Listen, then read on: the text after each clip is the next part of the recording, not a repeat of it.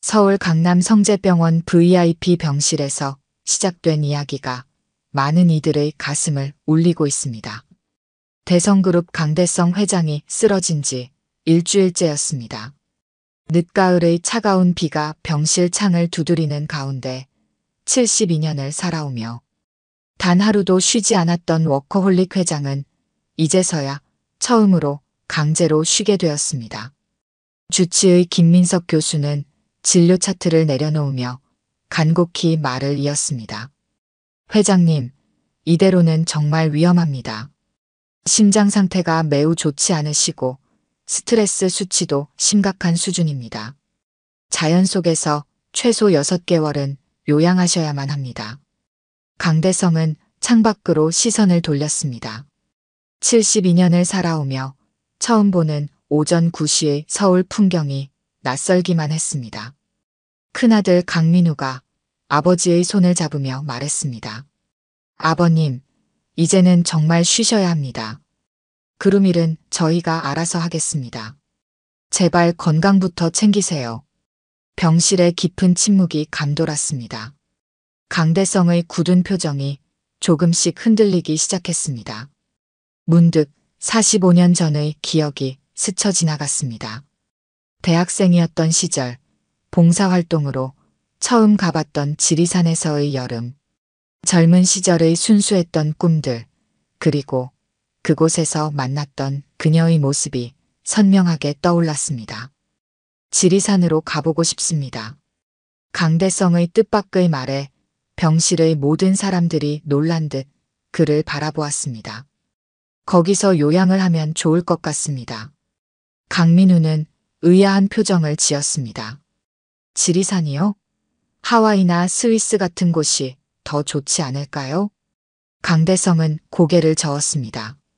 내가 45년 전에 한번 가봤는데 그곳의 맑은 공기가 아직도 기억에 남아있네. 거기서 조용히 요양하고 싶어. 이틀 후 강대성은 모든 사람들의 만류를 뿌리치고 홀로 지리산행을 결정했습니다. 비서실에서 준비한 고급 별장도 의료진도 모두 거절했습니다. 단지 운전기사 한 명만을 대동한 채 지리산으로 향했습니다. 이야기를 계속하기 전에 구독과 좋아요 꾹 눌러주시고 매일 배달되는 사연 들어보세요. 알림 설정까지 해두시면 이야기가 올라오자마자 들으실 수 있답니다. 여러분들의 응원은 사연 제작에 정말 큰 힘이 됩니다. 지리산 자락에 도착했을 때는 이미 해가 저물어가고 있었습니다. 45년이란 세월이 흘렀지만 지리산의 웅장한 모습만은 변함이 없었습니다. 하지만 마을은 많이 달라져 있었습니다. 기억 속의 낡은 다방도, 구멍가게도, 그리고 그날의 그 찻집도 이제는 찾아볼 수 없었습니다. 작은 펜션에 짐을 풀고 창밖을 바라보는데 서서히 첫눈이 내리기 시작했습니다. 강대성의 마음속에서도 오랜만에 평화가 찾아왔습니다. 다음 날 아침 그는 일찍 일어나 산책을 나섰습니다. 지리산의 아침 공기는 서울과는 달랐습니다. 차갑지만 맑은 공기가 폐부 깊숙이 파고들었습니다. 산책로를 걷던 중 그는 한 사내와 마주쳤습니다. 등에 커다란 진보다리를 메고 있는 모습이 예사롭지 않았습니다. 45살 정도로 보이는 사내였습니다. 안녕하십니까? 사내가 먼저 인사를 건넸습니다. 아침부터 산책을 나오셨나 봅니다. 강대성은 사내가 메고 있는 진보다리가 약초 캐는 도구들임을 알아차렸습니다. 혹시 신만이이신가요? 네, 이 근방에서 약초를 캐며 사는 이태산이라고 합니다. 사내는 수줍은 듯 웃었습니다. 요즘같이 첫눈 내린 후가 약초 캐기에 가장 좋은 때거든요. 강대성은 태산의 말투에서 묘한 친근감을 느꼈습니다. 마치 오래전 알고 지낸 사람을 만난 것 같은 기시감이 들었습니다. 태산은 강대성의 안색을 살피더니 걱정스러운 목소리로 물었습니다. 어르신께서는 건강이 좋지 않으신 것 같은데 혹시 요양차 오신 건가요? 네, 과로로 쓰러져서 이곳에 왔습니다. 강대성이 대답했습니다. 태사는 잠시 생각에 잠기더니 무언가를 결심한 듯 말했습니다. 저희 집에서 차 한잔 하시겠습니까? 제가 직접 만든 한방차가 있는데 피로회복에 특히 좋습니다. 순간 강대성은 망설였습니다. 하지만 태산의 진심 어린 눈빛에 이끌려 고개를 끄덕였습니다. 그렇게 두 사람은 지리산의 겨울 아침 함께 걸음을 옮기기 시작했습니다. 첫눈이 쌓인 산길을 오르는 동안 태산은 지리산의 약초와 자연에 대해 이야기를 들려주었습니다. 그의 말 한마디 한마디에는 자연을 사랑하는 마음이 깊이 배어 있었습니다. 강대성은 오랜만에 누군가의 이야기에 귀를 기울이고 있는 자신을 발견했습니다. 지리산의 겨울 아침 공기는 차갑지만 맑았습니다. 두 사람의 발자국 소리만이 고요한 산길에 울려 퍼졌습니다. 태산과 함께 산길을 오르던 강대성의 발걸음이 문득 멈추었습니다. 45년 전 이맘때 그도 이렇게 지리산을 처음 올랐었습니다. 그때는 지금처럼 첫눈이 내리는 겨울이 아닌 뜨거운 여름이었습니다. 1978년의 한여름, 지리산 기슭의 작은 마을에서 시작된 운명 같은 사랑이 이제야 그의 가슴 속에서 다시 꿈틀대기 시작했습니다. 가난한 고아 출신 대학생이었던 그는 봉사동아리 활동으로 이곳을 처음 찾았습니다. 태산의 목소리에 강대성은 옛 기억에서 깨어났습니다. 발걸음을 다시 옮기며 그는 그날의 기억 속으로 더 깊이 빠져들었습니다. 한여름의 뜨거운 햇살 아래 서 있던 20살의 청년은 희망으로 가득 차 있었습니다. 고아원 출신이라는 편견과 가난의 무게를 이겨내고 서울대학교에 입학한 그였습니다. 매일 새벽 신문 배달로 등록금을 모으면서도 그의 꿈은 점점 더 커져갔습니다. 언젠가는 자신처럼 어려운 처지의 아이들을 돕는 장학재단을 세우는 것, 그것이 그의 가장 큰 꿈이었습니다.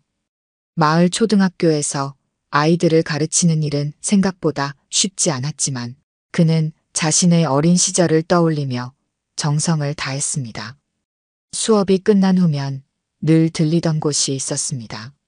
마을 어귀의 작은 다방, 그곳에서 그는 운명처럼 그녀를 만났습니다. 최지원은 간호학교 등록금을 모으기 위해 다방에서 일하고 있었습니다. 까만 생머리를 단정하게 묶은 그녀의 모습은 첫눈에 강대성의 마음을 사로잡았습니다. 청량한 아이스커피 한 잔으로 시작된 두 사람의 인연은 뜨거운 여름날을 더욱 설레게 만들었습니다. 매일 저녁 다방의 마지막 손님이 돌아간 후 두 사람은 마을 뒷산에 올랐습니다. 반딧불이 가득한 산자락에서 그들은 서로의 꿈을 이야기했습니다. 지원은 시골의 아픈 사람들을 돕는 간호사가 되고 싶어 했습니다. 어린 시절 할머니가 아파도 제대로 된 치료를 받지 못하고 돌아가신 것이 그녀의 가슴 속 깊은 상처였습니다. 강대성은 지원의 꿈이 자신의 것과 닮았다고 생각했습니다. 둘 다 누군가를 돕고 싶어 했고 그 꿈을 위해 고된 현실과 싸우고 있었습니다. 서로를 바라보는 눈빛에는 점점 더 깊은 이해와 사랑이 깃들어갔습니다. 그러나 행복한 시간은 짧기만 했습니다. 봉사활동 기간이 끝나갈 무렵 서울에서 한 통의 전화가 걸려왔습니다. 강대성의 재능을 알아본 은사가 대기업 회장의 딸과의 맞선을 주선한 것입니다. 성공할 수 있는 절호의 기회였습니다. 장학재단의 꿈을 이룰 수 있는 발판이 눈앞에 놓인 것입니다. 마지막 밤 강대성은 지원에게 자신의 마음을 고백했습니다. 가난한 자신이 언제 꿈을 이룰 수 있을지 모르지만 그녀를 정말 사랑한다고. 지원은 아무 말도 하지 않고 그의 품에 안겼습니다. 달빛 아래 나눈 첫 키스는 달콤했지만 두 사람의 마음 한켠에는 이별을 예감하는 서글픔이 깃들어 있었습니다. 서울로 돌아간 강대성은 깊은 고민에 빠졌습니다. 맞선을 본 재벌가 딸 서미연은 그의 능력을 한눈에 알아보았습니다. 그의 장학재단 설립 꿈에 적극적인 지원을 약속했고 아버지 회장 또한 그를 사위로 맞이하고 싶어 했습니다. 이것은 단순한 결혼이 아닌 그의 꿈을 이룰 수 있는 기회였습니다. 밤마다 지원의 얼굴이 떠올랐습니다. 순수한 사랑과 현실적인 선택 사이에서 강대성의 마음은 무너져 내렸습니다. 결국 그는 미연과의 결혼을 결심했습니다. 수많은 고아원 아이들에게 새로운 기회를 줄 수 있다면 자신의 사랑은 희생할 수 있다고 생각했습니다. 한편 지리산 마을의 지원은 뜻밖의 사실을 알게 되었습니다. 그녀의 뱃속에는 새로운 생명이 자라고 있었습니다. 아이를 가진 것을 알았을 때 그녀의 손은 떨리고 있었습니다. 강대성에게 이 사실을 알려야 할지, 그의 앞날을 막아서는 것은 아닌지 지원의 마음은 혼란스러웠습니다. 가을바람이 불어오던 어느 날 한 통의 편지가 지원의 손에 들려졌습니다. 강대성의 결혼 소식이었습니다. 재벌가 딸과의 약혼 소식을 전해 들은 그녀의 눈에서는 뜨거운 눈물이 흘러내렸습니다. 그날 밤 지원은 홀로 지리산으로 들어가기로 결심했습니다. 아무도 모르게, 그리고 아무도 찾지 못하는 곳으로. 깊어가는 가을, 지원은 지리산 깊은 마을로 들어갔습니다. 그곳에서 그녀는 새로운 삶을 시작했습니다. 뱃속의 아이를 위해 그녀는 강해져야만 했습니다. 약초를 캐는 노인의 도움을 받아 작은 집을 구했고 산에서 나는 약초를 다듬는 일을 배웠습니다. 춥고 긴 겨울이 찾아왔습니다. 홀로 임신한 몸을 이끌고 약초를 다듬는 일은 쉽지 않았습니다. 하지만 지원은 단 한 번도 후회하지 않았습니다. 이 아이는 그녀에게 남은 유일한 사랑의 증거였고 새로운 삶의 이유였습니다. 매서운 겨울바람이 몰아치던 밤, 지원은 산파의 도움을 받아 아들을 낳았습니다. 고통스러운 진통 속에서도 그녀는 한 번도 소리 지르지 않았습니다. 마치 자신의 새로운 운명을 받아들이듯이 그녀는 아들의 이름을 태산이라 지었습니다. 지리산처럼 크고 단단하게 자라라는 의미를 담아서입니다. 어린 태산은 자라면서 놀라운 재능을 보였습니다. 5살 무렵부터 산나물과 약초를 정확히 구분했고 7살에는 어른들도 찾기 힘든 귀한 약초를 본능적으로 찾아냈습니다. 마을 사람들은 그를 작은 신만이라고 부르기 시작했습니다. 태산이 초등학교에 입학할 무렵 지원은 작은 한약재 밭을 일구기 시작했습니다. 농사를 지으며 틈틈이 읍내 한의원에서 약재 공부를 했고 차근차근 자신만의 약초 농사 비법을 터득해 나갔습니다. 힘든 날도 많았지만 그녀의 얼굴에는 늘 평온한 미소가 머물러 있었습니다. 태산은 학교가 끝나면 늘 어머니의 약초밭으로 달려왔습니다. 어린 나이에도 약초의 특성을 잘 이해했고 어떤 약초가 어떤 병에 좋은지도 술술 외웠습니다. 주말이면 어머니와 함께 산에 올라 약초를 캐러 다녔고 점차 혼자서도 산을 누비기 시작했습니다. 마을 사람들은 태산 모자를 특별한 눈으로 바라보았습니다.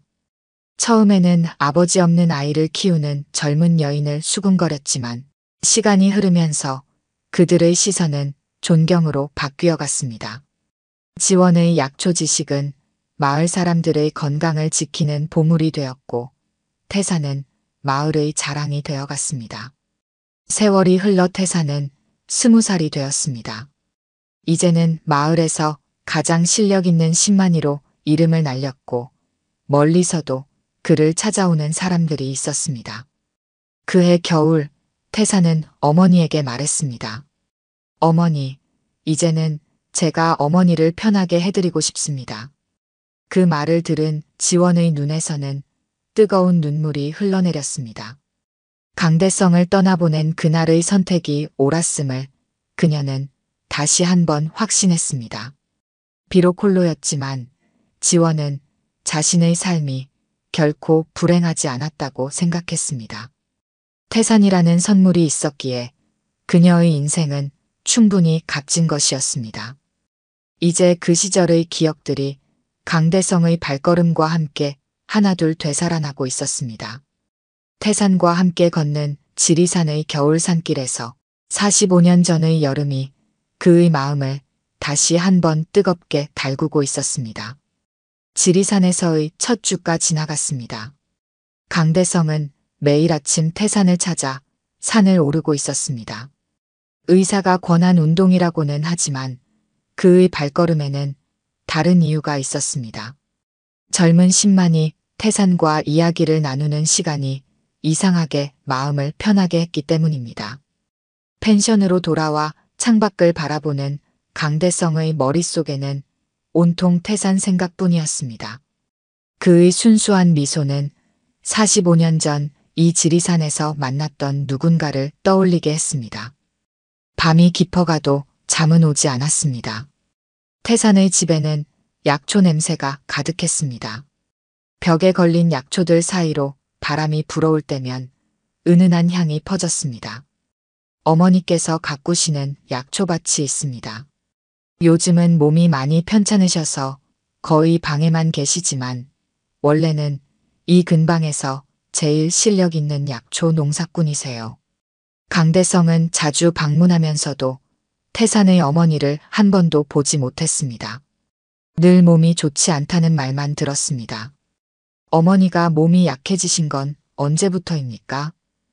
강대성이 물었습니다. 아닙니다. 그저 요즘 들어 감기가 오래 가시질 않네요. 읍내 사람들 사이에서 수군거림이 일기 시작했습니다. 서울에서 온 큰 회사 회장님이 왜 하필 이 산골 청년을 매일같이 찾아오는지 그들은 이해할 수 없었습니다. 그 소문은 자연스레 태산의 귀에도 들어왔습니다. 회장님, 제가 궁금한 게 있습니다. 어느 날 산을 오르며 태산이 입을 열었습니다. 왜 이렇게 자주 저를 찾아오시는 건가요? 이제 건강도 많이 좋아지신 것 같은데. 강대성은 잠시 발걸음을 멈추었습니다. 그도 그 이유를 정확히 알지 못했습니다. 다만 이 젊은 신만이에게서 느껴지는 묘한 친근감, 그리고 그를 보고 있으면 차오르는 따뜻한 감정을 부정할 수 없었습니다. 한편 방 안의 지원은 아들의 이야기를 통해 자주 찾아오는 손님에 대해 듣고 있었습니다. 서울에서 온 큰 회사 회장님이라는 말에 별다른 생각이 들지는 않았습니다. 다만 아들이 그분과 점점 가까워지는 게 왠지 모르게 불안했습니다. 서울에서는 매일같이 전화가 왔습니다. 큰아들 강민우는 아버지의 건강이 걱정된다며 어서 돌아오시라 했지만 강대성은 아직은 더 머물러야 할 것 같다고 대답했습니다. 몇 주가 지난 겨울 어느 날 아침이었습니다. 2층에서 희미한 소리가 들렸습니다. 태산아, 어머니 이제 좀 괜찮아졌다. 오늘은 내가 직접 손님께 차라도 대접하마. 그리고 계단을 한 걸음 한 걸음 내려오던 최지원의 목소리가 멈춰버렸습니다. 태산이 챙겨준 약초차를 마시며 이야기를 나누던 강대성도 그대로 굳어버렸습니다. 45년이란 세월이 무색하게도 서로를 한눈에 알아보았습니다. 태산은 어리둥절한 표정으로 두 사람을 바라보았습니다. 마치 시간이 멈춘 것처럼 아무도 움직이지 않았습니다. 방 안에는 이상한 긴장감이 가득했습니다. 강대성의 긴 고백이 이어졌습니다. 45년 전 여름, 젊은 대학생이었던 그가 봉사활동으로 이 마을에 왔던 일부터 다방에서 일하던 지원을 처음 만난 순간까지, 그리고 가난한 그들의 사랑, 이별, 그 후의 선택까지 모든 진실이 방 안에 차곡차곡 쌓여갔습니다. 태산의 얼굴이 창백하게 변해갔습니다. 지원은 아들의 반응이 두려워 고개를 들지 못했습니다. 45년간의 비밀이 무너져 내리는 소리가 태산의 귓가에 울렸습니다. 자신이 알던 모든 것이, 그가 믿었던 모든 이야기가 한순간에 뒤바뀌고 있었습니다. 지원의 눈에서는 눈물이 흘러내렸습니다. 홀로 아들을 키우며 꾹꾹 눌러담았던 45년의 그리움과 아픔이 한꺼번에 터져나왔습니다. 강대성도 할 말을 잃었습니다. 자신의 선택이 이들에게 얼마나 큰 상처를 주었는지 이제야 깨달았습니다. 태산의 마음속에서는 폭풍이 일었습니다. 어머니의 눈물 속에 담긴 45년의 무게를 이제야 이해할 수 있었습니다. 매일 밤 홀로 흐느끼던 어머니, 자신이 아플 때마다 밤새 산을 뛰어다니며 약초를 찾던 어머니, 그 모든 순간에 혼자였던 어머니의 모습이 눈앞에 그려졌습니다. 하지만 그와 동시에 분노가 치밀어 올랐습니다. 자신을 버린 아버지가 눈앞에 있다는 사실이, 그것도 성공한 회사 회장의 모습으로 나타났다는 현실이 견딜 수 없었습니다. 가난 때문에 성공을 위해 자신과 어머니를 버렸다는 사실이 가슴을 후벼 팠습니다. 방 안의 공기는 점점 더 무거워졌습니다. 지원은 눈물을 참으려 애썼지만 차마 감정을 숨길 수 없었습니다. 거실 한편에 놓인 사진 속 젊은 시절의 그녀와 태산의 아버지가 웃고 있었습니다. 그 미소가 지금은 너무도 멀게만 느껴졌습니다. 태산은 자리에서 벌떡 일어났습니다. 더는 이 자리에 있을 수 없었습니다. 그의 발걸음은 자연스레 현관문을 향했습니다. 어머니의 흐느낌이 등 뒤에서 들려왔지만 그는 돌아보지 않았습니다.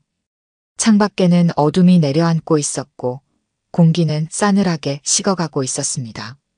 발걸음은 점점 더 빨라졌고 이내 그는 집을 벗어나 산을 향해 달려갔습니다. 어린 시절부터 익숙했던 산길이었지만 오늘만큼은 낯설게 느껴졌습니다. 쌓이는 눈은 그의 발자국을 지웠고 산속은 고요했습니다. 가끔 들려오는 부엉이 소리만이 그가 외톨이가 아님을 증명해 주는 듯 했습니다. 태산은 정신없이 산을 올랐습니다. 평소라면 절대 오르지 않았을 험한 길이었지만 지금은 그저 더 깊은 곳으로 가고 싶었습니다.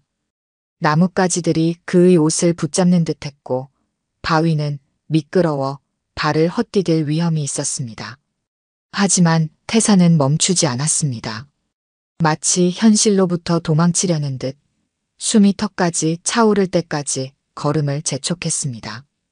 바람이 매섭게 얼굴을 스쳤고 옷깃을 여미며 더욱 빠르게 움직였습니다. 사방이 온통 하얗게 변해가고 있었습니다. 첫눈이 내리기 시작한 것입니다. 차가운 공기가 피부를 파고들었지만 그의 마음속 혼란을 가라앉히기에는 역부족이었습니다. 깊은 산중 절벽 앞에 도착했을 때였습니다. 며칠 전부터 찾고 있던 백두굴이 눈앞에 보였습니다. 전설처럼 전해 내려오던 이 동굴은 깊은 산속에서 오직 몇몇만이 알고 있는 곳이었습니다. 태산은 평소라면 조심스럽게 접근했겠지만 이날만큼은 달랐습니다. 마음이 혼란스러운 상태로 바위를 타던 태산의 발이 미끄러졌습니다. 순간적인 실수였습니다. 그대로 날카로운 바위 모서리에 다리를 찍고 말았습니다. 순간 날카로운 통증이 몰려왔습니다. 그는 본능적으로 다리를 움켜잡았지만 피가 멈추지 않았습니다. 생각보다 상처는 깊었습니다. 당장 내려가지 않으면 위험할 것이 뻔했지만 그는 움직일 수 없었습니다. 고통과 추위가 점점 더 심해졌고 하늘에서는 더 거센 눈이 내리기 시작했습니다. 그의 시야는 점점 흐려졌고 정신이 아득해졌습니다. 지원은 아들이 나간 후 한동안 오열했습니다. 그녀의 마음은 이미 한없이 무너져 내리고 있었습니다. 강대성이 그녀의 어깨를 붙잡았습니다. 태산이를 찾으러 가야 합니다. 그 말에 지원은 눈물을 닦으며 고개를 끄덕였습니다. 하지만 태산이 어디로 갔는지 알 길이 없었습니다. 불안한 마음에 그들은 함께 산으로 향했습니다. 지원은 예전처럼 약초를 캐러 다녔던 길을 떠올리며 발걸음을 재촉했습니다. 산길을 따라 오르는 동안 눈발은 더욱 거세졌습니다. 강대성이 손전등을 비추며 주변을 살폈습니다. 여기 발자국이 있습니다. 지원이 소리쳤습니다. 발자국은 가장 험한 절벽 쪽으로 이어져 있었습니다. 두 사람은 불길한 예감을 떨칠 수 없었습니다. 절벽 아래에서 태산을 발견했을 때 지원의 심장은 멎는 것만 같았습니다. 다리를 다친 채 웅크리고 있는 아들의 모습이 처참했습니다. 그녀는 본능적으로 달려가려 했지만 강대성이 그녀를 막았습니다. 위험합니다. 제가 먼저 가보겠습니다. 강대성은 천천히 조심스럽게 태산에게 다가갔습니다. 태산아, 정신 차려라. 그는 급히 태산의 상태를 살폈습니다. 상처는 깊었지만 다행히 의식을 잃지는 않았습니다. 강대성은 태산을 업었습니다. 험한 산길을 따라 내려오는 동안 그의 등에서는 식은땀이 흘렀습니다. 지원이 앞장서서 길을 안내했습니다. 어둠 속에서도 그녀는 흔들리지 않았습니다. 45년 전 젊은 시절의 세 사람은 이런 모습이었어야 했습니다. 함께 서로를 의지하며 걸어가는 모습. 마을의 작은 병원에 도착했을 때는 이미 늦은 밤이었습니다.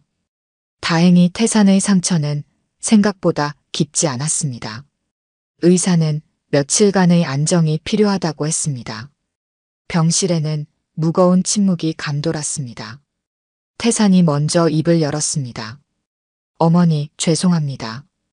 혼자 저를 키우느라 얼마나 힘드셨을지 이제야 알 것 같습니다. 지원은 아들의 손을 꼭 잡았습니다. 강대성은 고개를 숙인 채 눈물을 훔쳤습니다. 세 사람 사이에 흐르던 벽이 조금씩 허물어지고 있었습니다. 시간이 흘러 봄이 찾아왔습니다. 태산의 한약재 농장은 이제 지리산에서 가장 큰 규모로 자리 잡았습니다. 강대성의 도움으로 현대식 시설을 갖추게 되었지만 여전히 태산은 직접 산을 다니며 약초를 캤습니다. 지원은 이제 홀로 울지 않았습니다.